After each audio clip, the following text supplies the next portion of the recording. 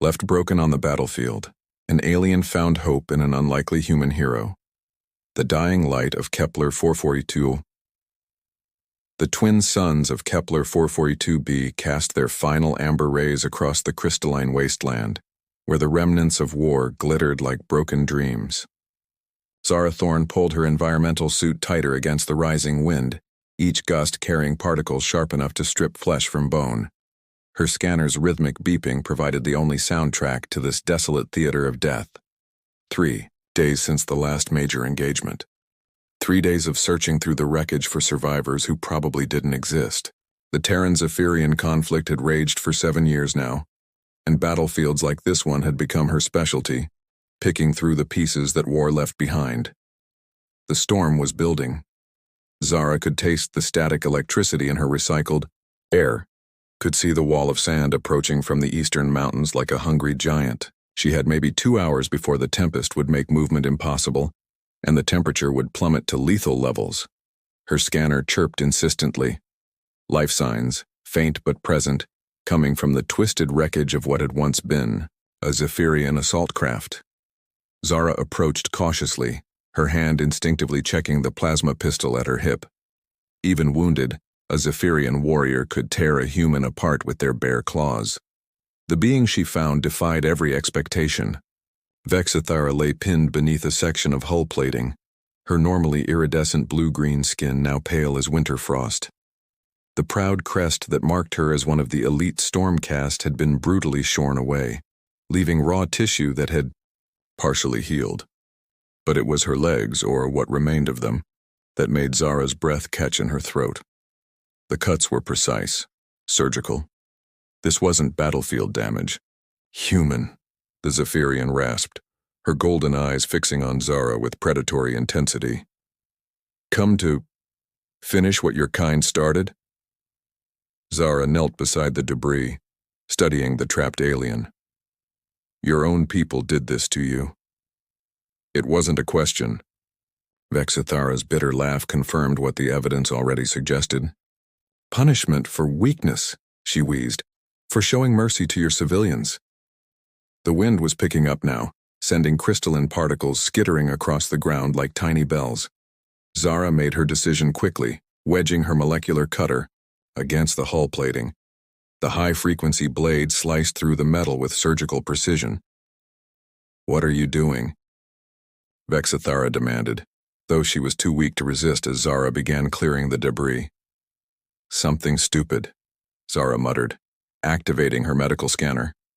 Internal bleeding, severe dehydration, neural shock from traumatic amputation. The Zephyrian should have been dead hours ago. Your people have remarkable constitutions. We are bred for war, Vexithara said, each word an effort. Every weakness burned away. Zara began unpacking her medical kit, hands moving with practiced efficiency. Apparently not every weakness. She met the alien's eyes. Or you wouldn't have saved those civilians. A 20-meter wall of sand was visible now, approaching with inexorable certainty. Zara needed shelter, and she needed it fast. Her eyes swept the battlefield and settled on the half-buried remains of a supply depot about 100 meters away. I need to move you, she told Vexithara. It's going to hurt.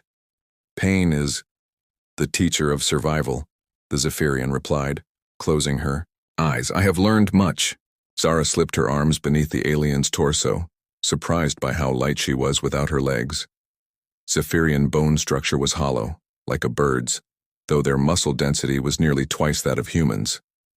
As she lifted Vexithara, the alien's claws instinctively gripped Zara's shoulder, not to harm but to hold on. The journey to the depot took 15 agonizing minutes, each step a careful calculation against the alien's pain and the approaching storm. By the time they reached shelter, the first tendrils of the sandstorm were lashing at their heels. The depot's interior was a maze of collapsed shelving and scattered supplies, but it was intact enough to provide protection. Zara carefully laid Vexithara on a makeshift bed of salvaged padding, then began the delicate work of stabilizing her condition. Why? Vexithara asked suddenly, her voice stronger now that she was out of the elements. Zara didn't look up from her work. Why what? Why save an enemy? Your people and mine have been killing each other for years. I have personally ended dozens of human lives. Zara's hands paused momentarily, then resumed applying biosealant to the alien's wounds. Because you made a choice. When it mattered most, you chose mercy over orders. That counts for something. In my culture, that choice cost me everything. Vexithara's voice carried centuries of ingrained discipline. The Stormcast does not tolerate weakness. Maybe your culture needs to evolve. The casual blasphemy made Vexithara's eyes widen. Among her people, questioning the caste system was grounds for immediate execution. Yet here was this human, treating her wounds and offering philosophical challenges as casually as sharing rations. The storm hit with the force of a sledgehammer. Sand and debris hammered the depot's walls and the temperature began its precipitous drop. Zara activated a thermal generator, its soft hum providing comfort against the chaos outside. You are not what you appear to be, Vexithara observed, studying her unlikely savior. Your hands move with too much precision. Your knowledge of Zephyrian physiology is too complete. Zara's smile was enigmatic. We all have our secrets. Before Vexithara could press further, a new sound cut through the storm's howl, the distinctive whine of repulsor engines. Both women tensed as mechanical footsteps approached their shelter. A sleek humanoid figure emerged from the swirling sand, its design elegant despite obvious battle damage.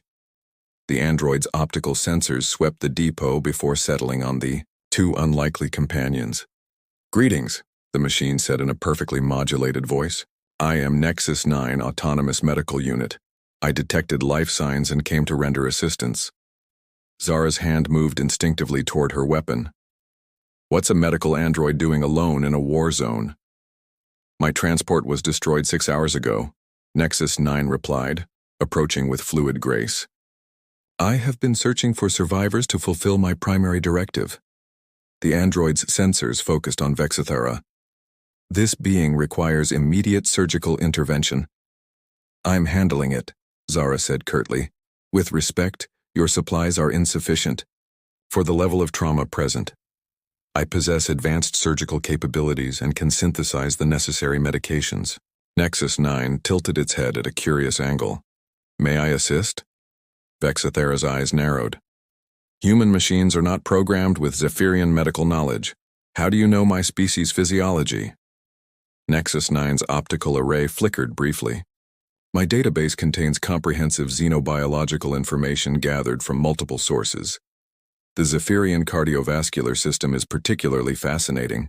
Dual hearts, crystalline blood cells, neural clusters throughout the extremities.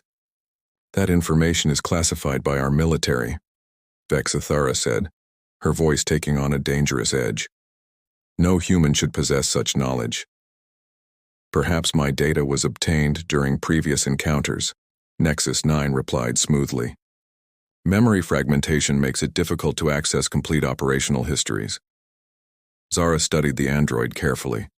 Something felt wrong about the situation, but Vexithara did need more advanced care than her field kit could provide. The storm would last for hours and she couldn't risk moving the injured Zephyrian until it passed. Fine, she decided. But I'm watching every move you make. As Nexus 9 began its work, deploying surgical instruments from hidden compartments in its arms, Zara couldn't shake the feeling that she'd just invited something dangerous into their fragile sanctuary. The android's knowledge was too complete, its presence too convenient. Outside, the storm raged with primordial fury, and in the depths of space, military vessels from both sides monitored long-range sensors, searching for signs of life on the planet below. Neither human nor Zephyrian command suspected that their greatest secrets were about to converge in a forgotten depot on a dying world. Vexithara closed her eyes as the android's anesthetic took effect. Her last conscious thought a prayer to gods she was no longer sure existed. In her dreams, she was, whole again, running across crystal plains under alien stars, her Stormcast tattoos gleaming with pride. But even in sleep she could feel the approaching darkness, and the sense that their troubles were only beginning. The first part of their unlikely alliance had begun, forged in desperation and sealed by the promise of survival. But survival, as all three of them would soon learn, was only the first challenge in a game whose rules none of them fully understood. Bonds forged in Fire Dawn broke through the dissipating storm clouds like shattered glass, casting prismatic light across the crystalline wasteland. Zara woke to the soft hum of Nexus 9's diagnostic systems and the steady breathing of her unlikely patient. Vexithara slept peacefully for the first time in days, her color restored to a healthier blue-green hue. The surgical reconstruction was successful. Nexus 9 reported quietly, "I have stabilized the neural pathways and installed temporary biomechanical interfaces where her legs were severed. She will need prosthetics, but she will live." Zara stretched, working out the kinks from sleeping on salvaged cargo containers. "How long until she's mobile?" "With Zephyrian physiology, approximately 6 hours for basic motor function. However, we may not have that luxury." The android's optical array focused on the depot entrance. "I am detecting multiple aerial signatures approaching from the northwest." Military configuration. Through the transparent aluminum viewing port, Zara could see the distinctive wedge shapes of Zephyrian strikecraft cutting through the morning sky. Her blood ran cold as she recognized the lead vessel's markings, Stormcast Elite, the same unit that had mutilated Vexithara. "They're hunting her," she whispered. "Commander Rask does not leave loose ends," Vexithara said weakly, her golden eyes opening. "I should have expected this." Zara helped the Zephyrian sit up, noting how quickly she was recovering. "Who's Commander Rask?" "My former unit leader, the one who ordered the execution of your civilian transport." Vexithara's claws extended involuntarily.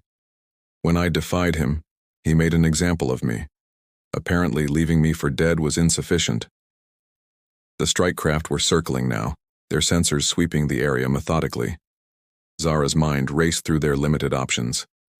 The depot offered minimal cover, and with Vexithara's condition, running wasn't viable. "There is a subsurface tunnel network approximately 200 meters east," Nexus 9 announced. "Pre-war mining operations. The tunnels extend for several kilometers underground." "Can you make it that far?" Zara asked Vexithara. The Zephyrian warrior tested her weight on the biomechanical interfaces Nexus 9 had installed. They weren't legs, but they would support her. "I have endured worse." The escape from the depot required precise timing. Using the android's sensor capabilities, they waited until the patrol craft were on the far side of their search pattern before making their move.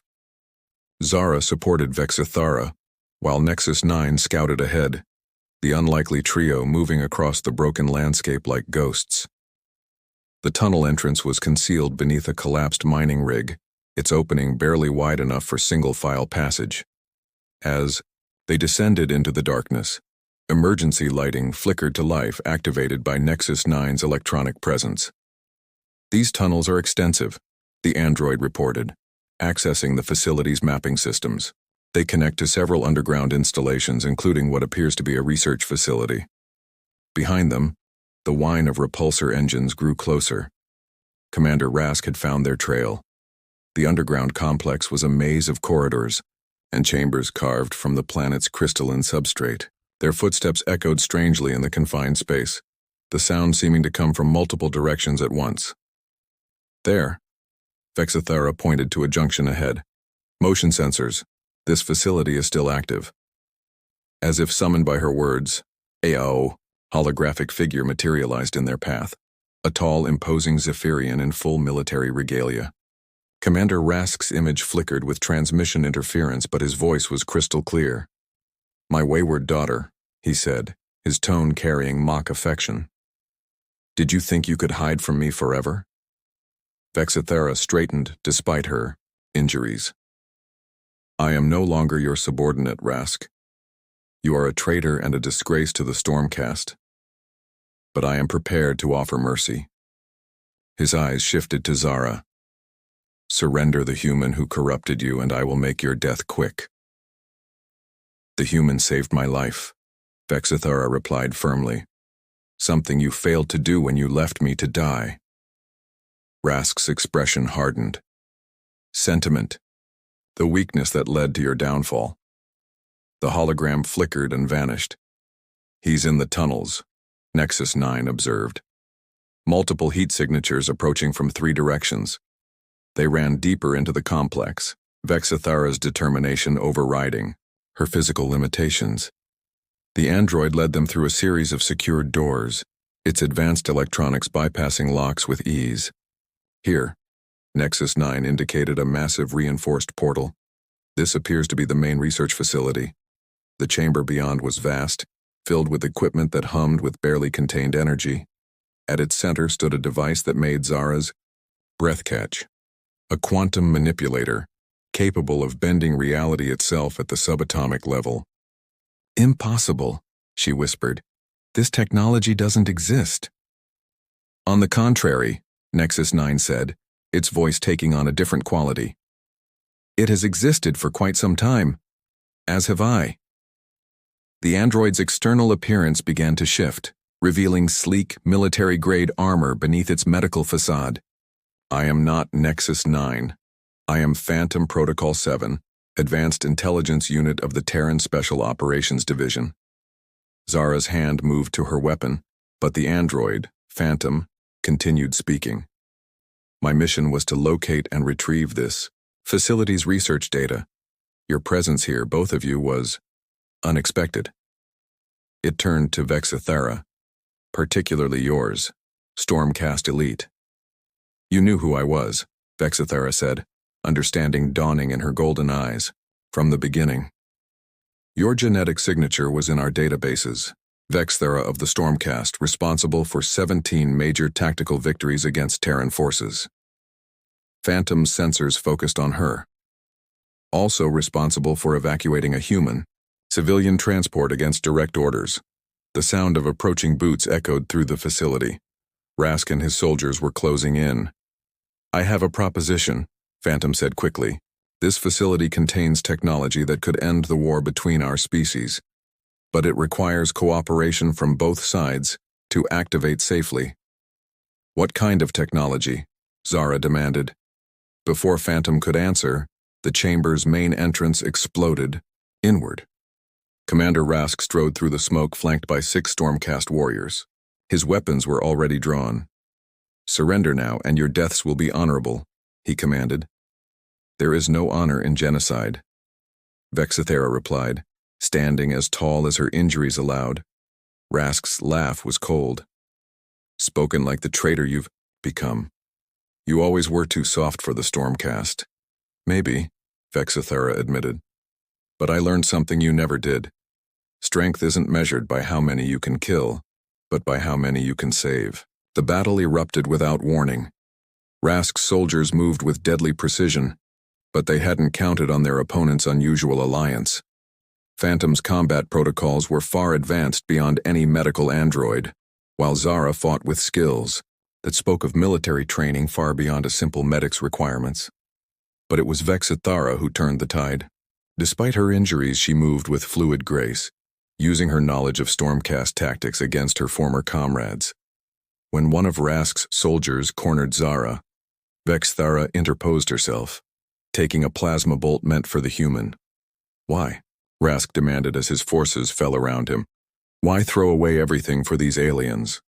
Vexithara, bleeding but unbowed, met his gaze steadily. Because they showed me what we could become if we stopped seeing each other as enemies. As Rask raised his weapon for a final shot, Zara stepped forward. The air around her began to shimmer, and suddenly the commander's weapon was crushed by invisible forces. Impossible, Rask breathed. You're just a medic. Zara's eyes glowed with inner light. I'm Zara Thorne, former Quantum Core, and I'm very tired of this war. The quantum manipulator responded to her presence, its energies building to dangerous levels. But instead of destruction, something else emerged, a field of pure possibility that enveloped all of them. In that moment, barriers between species dissolved. Rask experienced Vexithara's memories of the civilian transport, felt her anguish at being forced to choose between duty and conscience. Vexithara saw Zara's past, the battles she'd fought and the lives she'd saved across a dozen worlds. And all of them glimpsed something greater, a future where the war could end not in victory or defeat but in understanding. When the field dissipated, Rask knelt beside his fallen soldiers, his weapon forgotten. "What have we done?" he whispered. "What warriors always do," Zara replied gently. "We followed orders without questioning whether they were right." Phantom approached the quantum manipulator's control console. This technology can do more than share memories. It can create a permanent empathic link between species, making war literally impossible. "At what cost?" Vexithara asked. "The cost of our assumptions," Zara said. "The cost of believing that being different makes us enemies." Commander Rask looked up at his former subordinate. "I cannot undo what I did to you." "No," Vexithara agreed, "but you can help ensure it never happens to anyone else." Together, the unlikely group activated the quantum manipulator, its energy spreading beyond the facility, beyond the planet, carrying with it the seeds of a new understanding. The war would not end overnight, but the foundation for peace had been laid by the most unexpected of architects, a human medic who chose compassion over duty, a Zephyrian warrior who chose mercy over orders, and an artificial intelligence that learned the value of truth. As they emerged from the underground facility into the light of Kepler 482b's twin suns, Vexithara leaned on Zara's shoulder, no longer as patient and healer, but as friends forged in the crucible of shared sacrifice. "What happens now?" she asked. Zara smiled, looking up at the sky where ships from both fleets were approaching, not for battle, but for the first peace talks in 7 years. "Now we build something better," she said. "Together." The echoes of mercy had become a symphony, of hope, and the universe would never be the same.